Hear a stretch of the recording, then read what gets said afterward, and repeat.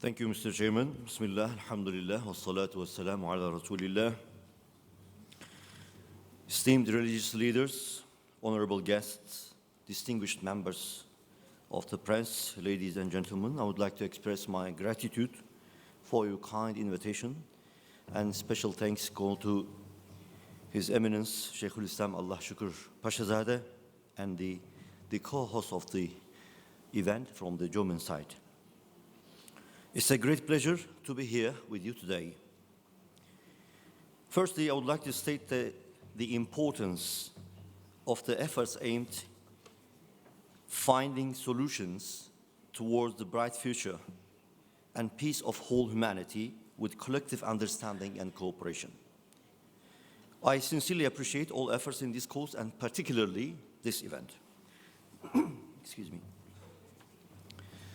Surrounded by wars, poverty, terror, and despair, today our world is experiencing one of the most difficult periods of history. The first step in generating solutions to a problem is properly analyzing and understanding the root cause of the problem. In this context, incidents witnessed in the world, especially in the last 2 centuries, must be properly analyzed. Since the 18th century, radical choices have been made in epistemology. Metaphysics has been suspended by virtually rejecting the transcendental dimension of the existence.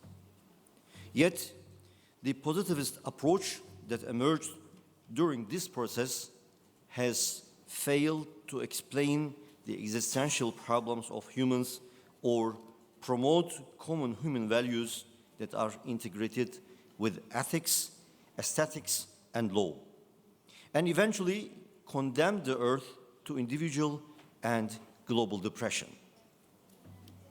Honorable participants, I do believe that it's a crime against humanity to humiliate a minority based on the differences of nation, gender, color, culture, religion, or language, irrelevant of the geography.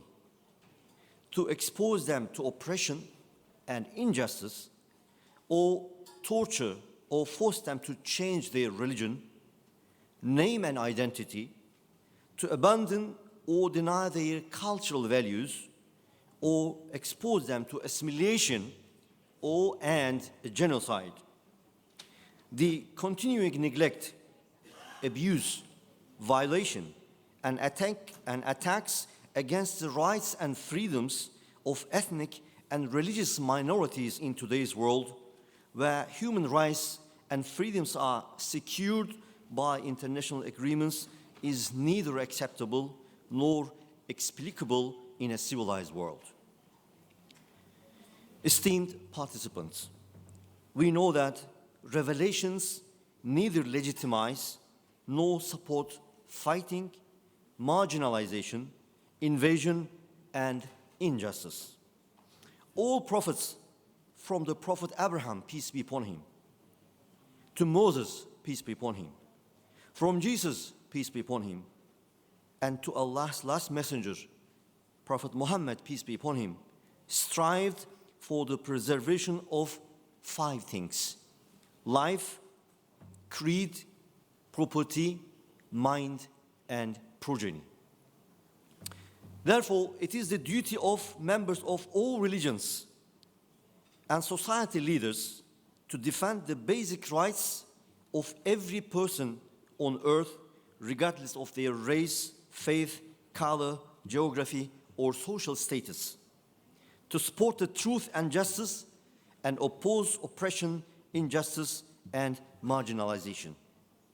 Esteemed participants, the earth is home to over 7 billion people, and there are many areas and avenues that we can work together and cooperate together. Today, the amount of money that is being spent on the cosmetic industry is 8 times more than the charity on a global scale. And every 24 minutes today, in today's world, somebody leaves his or her home and becomes homeless or becomes refugee. If we are to gather all the refugees and asylum seekers today in one country, and that country would be the 21st largest country in terms of population. Therefore, all religious leaders, we must materialize projects to establish a sense of justice and mercy that will embrace all people, prevent the exploitation of faith that we all suffer, and in particular, the formation of the terror and anarchy through the religion. To achieve this, the current issues must be addressed based upon human values, without prejudice. Actual causes and solutions of the problems must be negotiated, and reasonable solutions must be produced.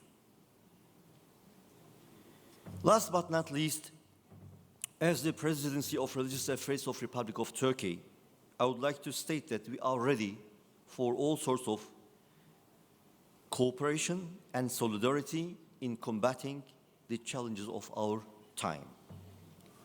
I would like to take this opportunity to extend my respect and appreciation to all participants, and I hope this event will produce beneficial results. Thank you. Thank you.